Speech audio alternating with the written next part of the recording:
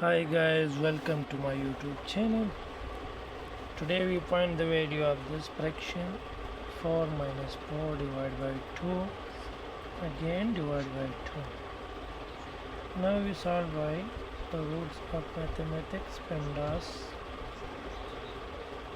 According to PEMDAS rule, first we solve parentheses, then exponent, then multiplication or division, and then addition or subtraction.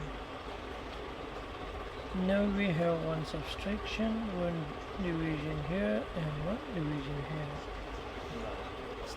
So if we have more than one division, so we solve from left side.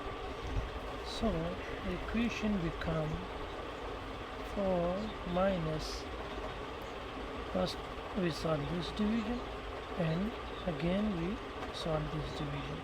4 divided by 2 give us 2 divided by 2. Now we solve according to the rule. First we solve division, then subtraction. So we solve division.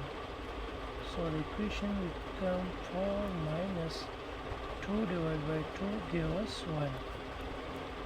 And 4 minus 1 gives us 3. So the final answer is 3.